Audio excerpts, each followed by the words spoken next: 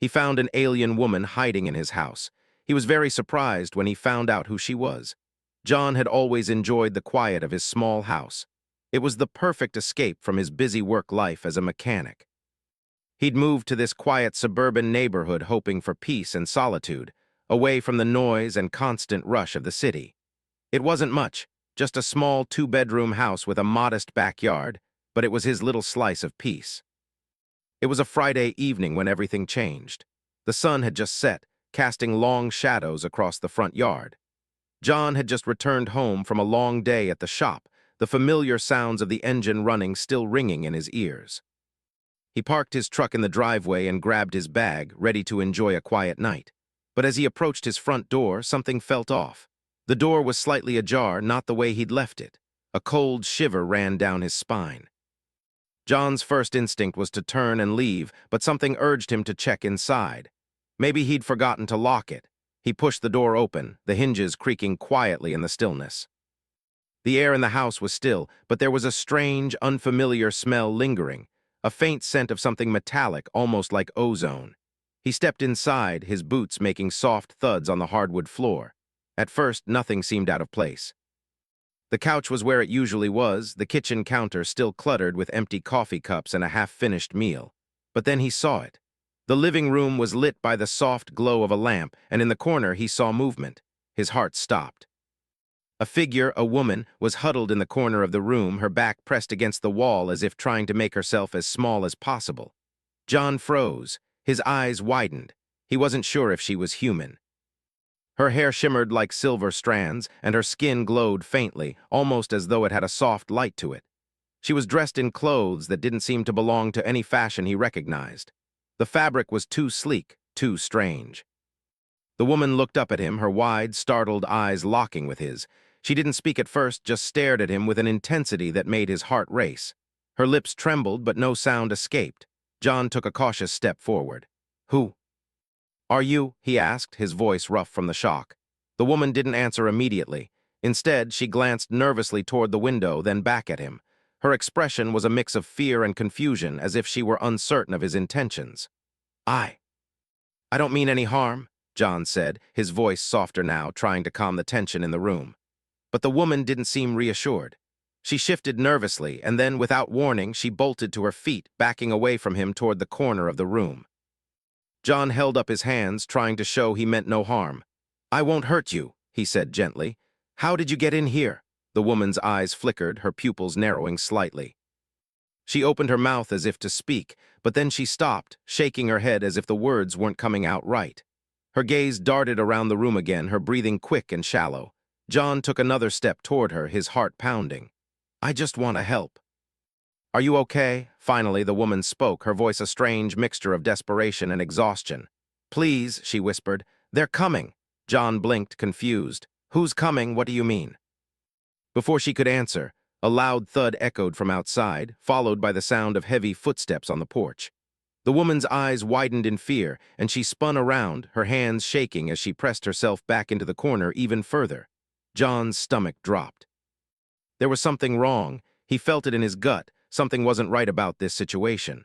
The woman's fear was real, and the sound of footsteps outside made his heart race faster. He didn't know what was happening, but he knew he had to act fast. "What's going on?" John demanded, moving toward the woman, his voice tinged with urgency. "Who's coming for you?" I can't explain," she said, her voice trembling. "But you have to help me, please." John hesitated, unsure of what to do. The woman looked terrified, but he didn't know anything about her. Was she dangerous? Was she in trouble? But as she looked at him, her eyes wide and pleading, he knew there was something more to her story, something far bigger than he could understand. "Who are you?" he asked again, softer this time. She swallowed hard, her lips trembling. "My name is Lyra," she said in a hoarse voice. "I'm not from here, I'm not human." John's mind reeled, not human. He had no idea what she meant by that, but in that moment he didn't think she was lying. The fear in her eyes seemed too real. He wasn't sure what was going on, but he couldn't just leave her there, not with whoever was outside.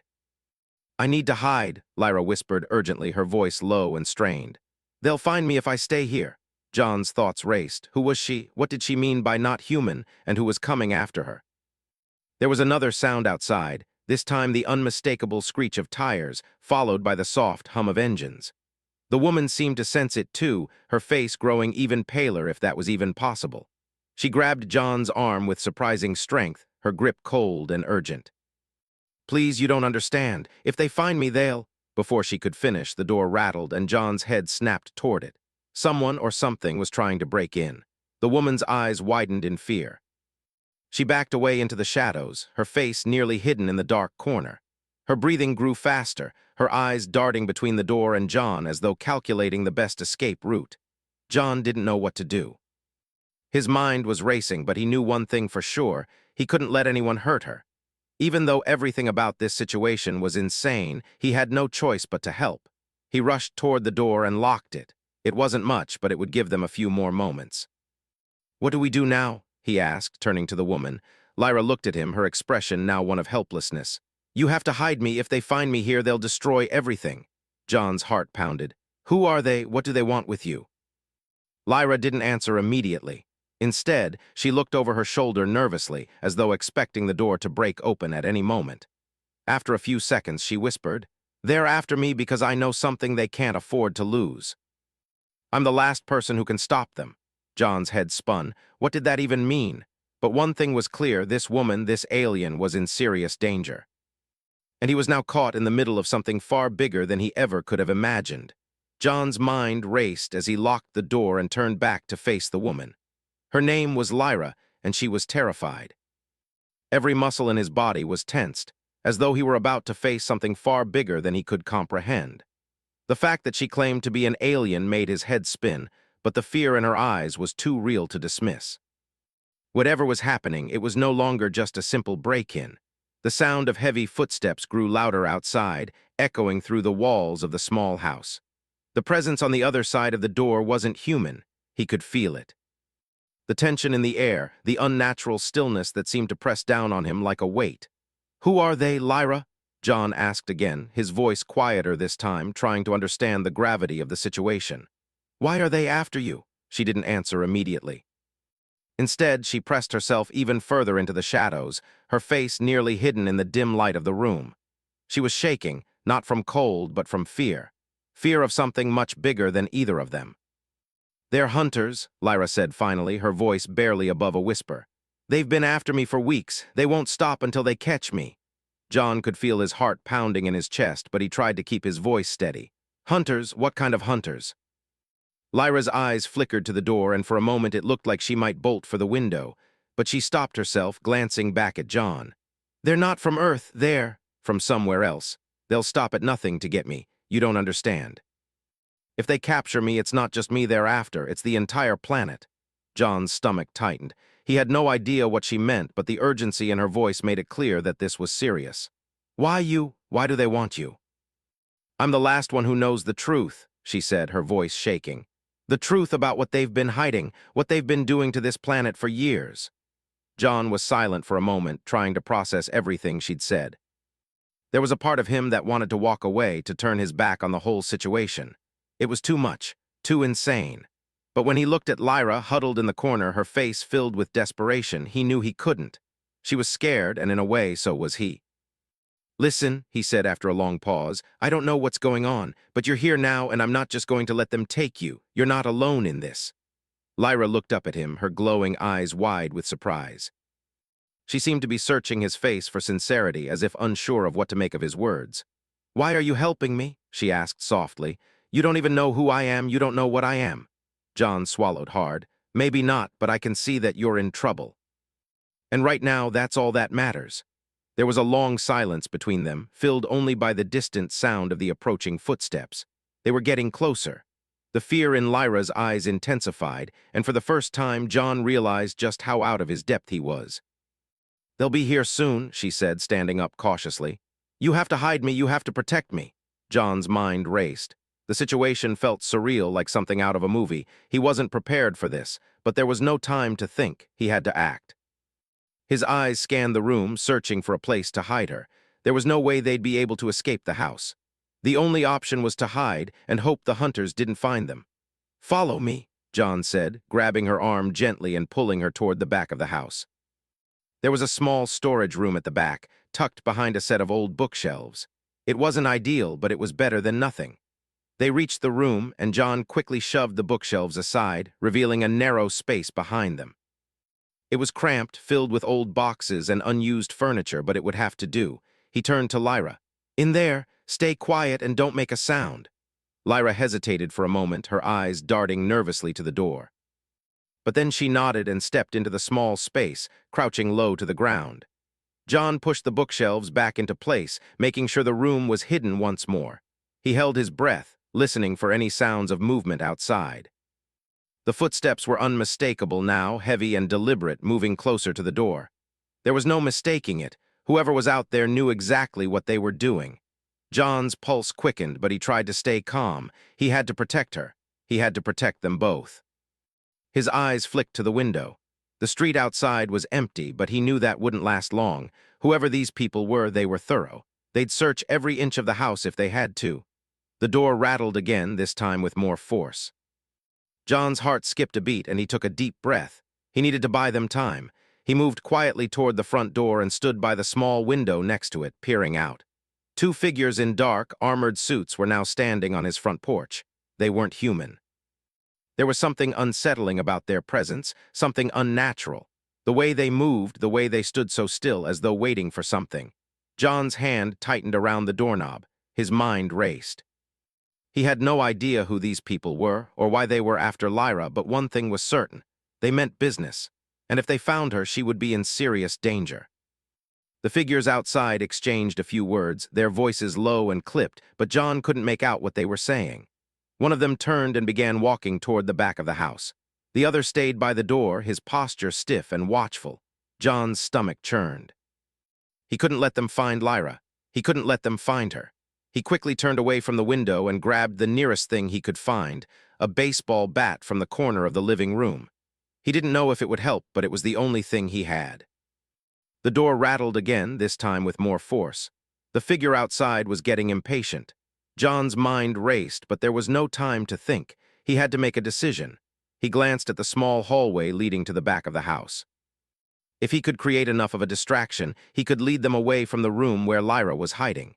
He moved toward the door, his heart pounding in his chest. The figure outside was now pressing against the door, trying to force it open. John's hands shook as he gripped the bat tighter. He had no idea how this would play out, but he knew one thing for sure. He couldn't let them take her, not without a fight. John's heart pounded in his chest as the figure outside pressed against the door with increasing force. He could hear the faint creak of the hinges, the unmistakable sound of someone trying to break in. His hands tightened around the baseball bat, his mind racing for a plan.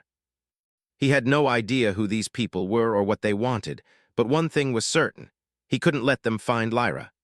The thought of her hiding in the small storage room at the back of the house kept him grounded. He needed to distract the intruders, keep them away from her, but the question was, how? He wasn't armed, and the house wasn't exactly a fortress. All he had were the few things in his home, nothing that would make a difference in the face of what was happening. The door rattled again, more violently this time, and John could feel the pressure building. There was no more time to think. The intruders were going to break the door down any second. He glanced toward the small window next to the door. Through the cracks, he saw one of the figures moving toward the back of the house. The other stood by the door, pressing against it with determination. Their movements were precise, calculated, and completely unnerving. These people were professionals. They weren't just random burglars, they were after something, someone. John's mind was still spinning, but he knew he had to act fast. He turned and moved quickly down the hallway, keeping low and quiet. His mind flashed to Lyra, hiding in the storage room. If the hunters found her, there would be no escaping. He had to buy her time. He moved to the back of the house and paused for a moment, his eyes scanning the room. The window was the only escape route, but it was small, and Lyra wouldn't be able to fit through it. No, he had to focus on getting the hunters away from the house.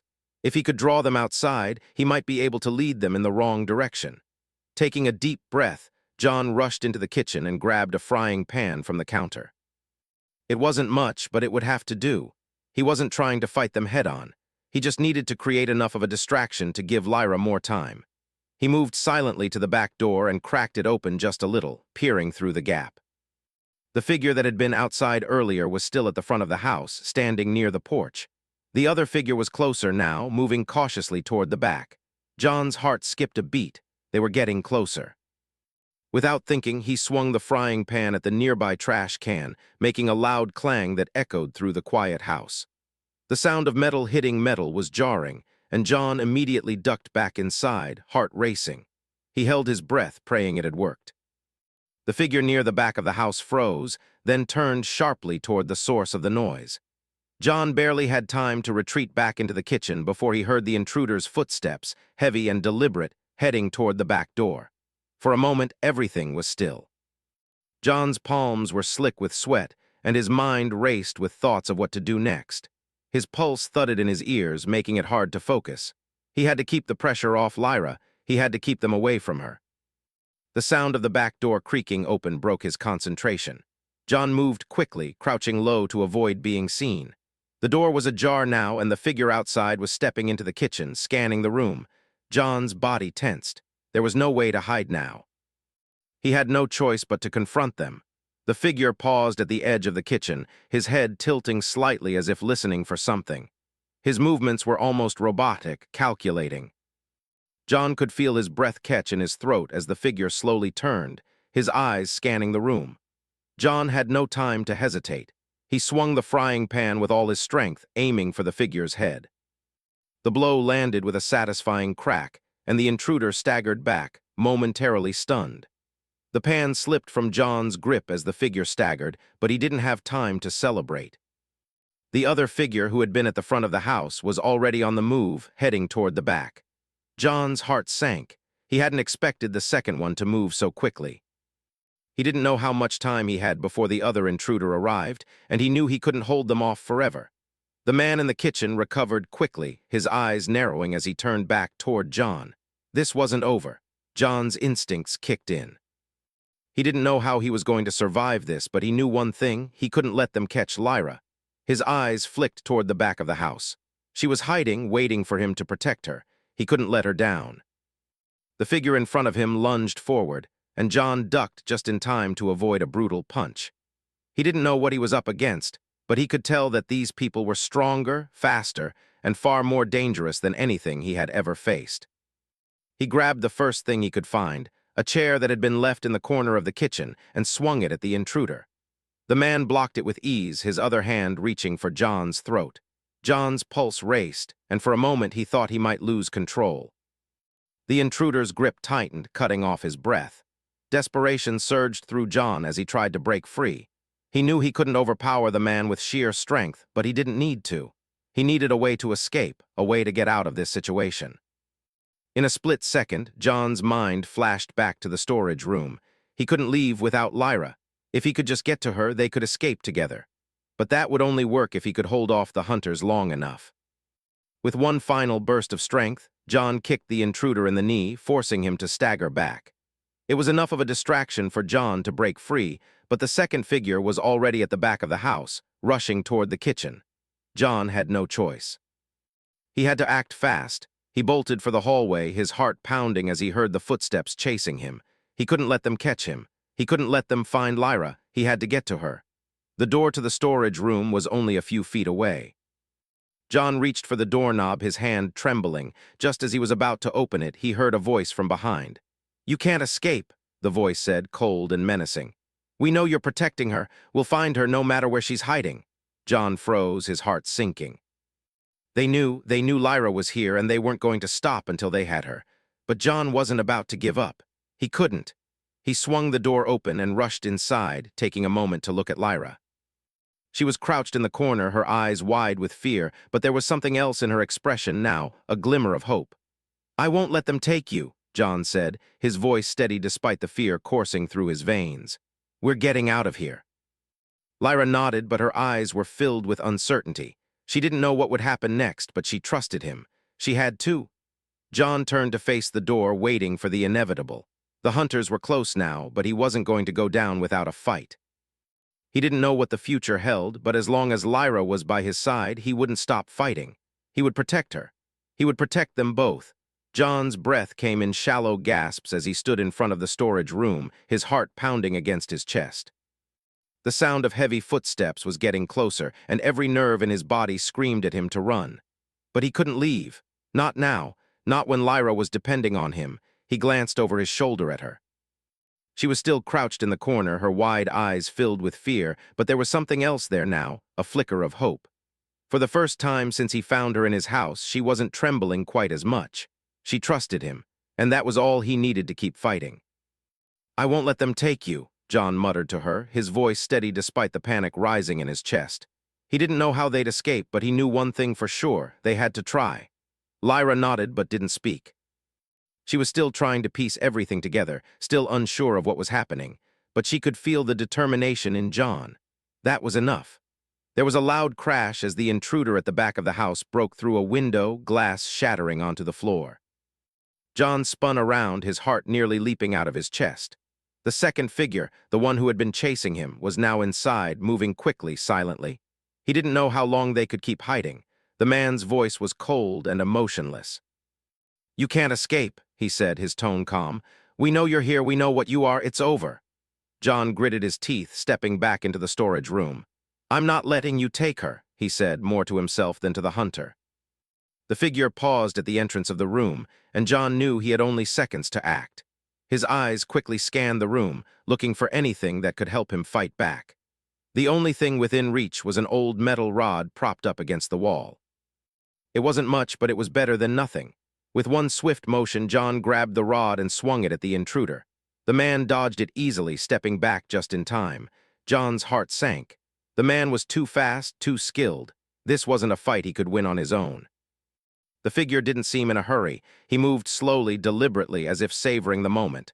"You're wasting your time," he said, his voice chilling. "There's no point in resisting. We'll find her no matter where she's hidden." John's grip on the rod tightened. "Not if I have anything to say about it." Before he could make another move, the figure lunged forward, his hand grabbing John's wrist in a vice-like grip. John gritted his teeth, trying to pull away, but the man's strength was overwhelming. He twisted John's arm behind his back, and for a moment everything blurred. Pain shot up his spine, and he almost collapsed under the pressure. Lyra's voice broke through the haze of pain. "John," she shouted, her voice full of fear and urgency. "Get away from him." John struggled, his mind racing for an escape. He couldn't let them take her. He couldn't let them win. He had to do something. With a burst of strength he didn't know he had, John twisted his body and broke free from the figure's grasp. The man staggered back in surprise, just long enough for John to gain his footing. He knew he didn't have much time. The hunter would come after him again, and next time he might not be so lucky. "Lyra, get ready," John shouted, turning to face her. "We're running now." Lyra stood up quickly, her eyes wide with fear but also with determination. She didn't need to be told twice. She was ready to run, ready to do whatever it took to survive. Before the intruder could move again, John swung the metal rod toward him with all his strength. The blow landed with a loud crack, and for a moment the hunter staggered back, momentarily stunned. "That's it," John shouted. "Get to the window." Lyra didn't hesitate. She darted toward the back window, and John followed close behind, trying to keep his focus. He could hear the man recovering behind them, his footsteps growing louder, but they were almost there. The window was small, but it was their only chance. Lyra squeezed through first, her movements quick and graceful, despite the fear and tension that filled the room. John helped her up, pushing her out into the night air. "Go," John shouted, his voice sharp with urgency. "I'll hold them off." Lyra hesitated, looking back at him with wide, desperate eyes. "No, you have to come with me." "I'll be fine," John lied, his voice tight. "Just go." "Don't let them catch you, I'll find you." Lyra didn't argue. She took one last look at him, then turned and bolted into the night, disappearing into the shadows. John turned to face the door, his heart pounding in his chest. The hunters were getting closer. He could hear their footsteps, their voices, growing louder and louder. He took a deep breath, picking up the metal rod once again. This wasn't over, not by a long shot. The door to the storage room crashed open, and the first intruder stepped inside, his eyes locked onto John. He wasn't in a hurry now. There was no need. He knew that John wouldn't be able to escape. "You should have just given up," the figure said coldly. "Now it's too late." John gritted his teeth, raising the metal rod in front of him, ready for whatever was coming next. He wasn't going down without a fight. The figure lunged at him, his movements swift and deadly. John swung the rod with everything he had, but the hunter was too fast. He ducked under the blow, grabbing John's arm and twisting it painfully behind his back once more. John winced, but he didn't give up. He struggled, trying to break free, but the hunter's grip was like iron. "You're not going anywhere," the intruder growled, tightening his hold. John's mind raced. There had to be something, anything, that could help him. He was running out of time. The man was strong, but John wasn't going to let him win. With a final burst of energy, John kicked the man in the shin. It wasn't much, but it was enough to make him stumble. John quickly twisted out of the hunter's grasp, breaking free for the second time. This time he didn't stop. He didn't waste a second. John turned and bolted for the door, his mind focused only on one thing, getting to Lyra. He didn't know where she had gone or how far she'd run, but he couldn't waste time. He couldn't let them catch her. He reached the door, slamming it open, and raced outside into the darkened yard. The cool night air hit his face, and for a moment he almost felt like he could breathe again. But then the sound of footsteps echoed behind him. The hunter wasn't far behind. John ran through the yard, his legs burning with effort. He could feel the adrenaline coursing through his veins. He had to find Lyra. He had to protect her. The night was eerily quiet except for the sound of his footsteps and the distant pursuit. His mind was consumed with thoughts of Lyra, where she was, if she was safe, if she was still running. He didn't know how long he could keep this up, but he wouldn't stop until he found her. The cool night air rushed past John as he sprinted through the yard, his muscles aching with every step. His mind was focused on one thing, finding Lyra. The darkness around him felt endless, and the sounds of the hunters' footsteps behind him grew closer with every passing second. He knew he couldn't outrun them for long, but he couldn't stop either. Not now. John's heart raced as his feet pounded the earth. He could hear the crackling of branches in the distance, the sound of something or someone pushing through the bushes. He didn't look back. He couldn't afford to. The hunters were faster, stronger, but he wasn't going to let them catch her, not after everything that had happened. He had no idea where Lyra had gone. She could be anywhere by now. She could be hiding in the woods, or she could have run to the nearby street. His mind was spinning with questions. Where was she? What should he do next? But there was only one thing that mattered. He had to get to her. John stumbled over a fallen branch, but he quickly regained his balance and pushed on. His legs were burning and his chest felt like it might explode. He hadn't run this hard in years, not since high school. But this wasn't some game. This wasn't a race. This was life or death, and Lyra's life was on the line. The sound of the hunters' footsteps grew louder. There were more of them now. He could hear at least 2, maybe 3, moving quickly through the darkness, their steps synchronized and precise. They were closing in on him. John's heart thudded painfully in his chest. He had to think. He couldn't keep running like this. Ahead of him, he saw a break in the trees, a clearing. His legs were heavy, but he pushed forward. The clearing was his only chance. If he could make it there, maybe he could find Lyra. Maybe they could escape together. Just as he reached the clearing, a shadow moved from behind a tree. John froze. He couldn't see who it was, but his instincts told him it wasn't one of the hunters. It was too small, too quiet. "Lyra," he called out, his voice hoarse from running. There was a moment of silence, then the shadow moved again, stepping into the faint moonlight. Lyra's face appeared pale and tired, but her eyes were sharp, focused. "John," she said softly, her voice filled with relief. "I thought I lost you." He felt a wave of emotion rush over him. He couldn't explain it. He didn't know why, but the sight of her standing there in the middle of the night, surrounded by danger, made him feel both terrified and relieved. She was safe for now. And that was all that mattered. "Are you okay?" John asked, trying to catch his breath. Lyra nodded, though her face was tense. "I'm fine, but we need to keep moving. They're not far behind." John nodded, his mind still racing. "We can't outrun them forever." She looked at him, her eyes flickering with determination. "We don't have to outrun them. We just have to stay one step ahead." John didn't know how, but somehow he believed her. She had been right about everything else so far. If anyone could get them out of this, it was her. They moved quickly through the clearing, heading toward the trees on the other side. John's mind was spinning, but he kept his focus. They had to stay ahead of the hunters. They couldn't stop now. As they reached the edge of the clearing, Lyra turned to him. "I have an idea." "It might work, but it's risky." John's eyes narrowed. "What is it?" She didn't answer right away. Instead, she looked over her shoulder, her eyes scanning the darkness behind them. "I can create a diversion. It'll buy us time." John's heart skipped a beat. "A diversion? What kind of diversion?" Lyra's lips curved into a small, almost imperceptible smile. "Trust me, just stay close."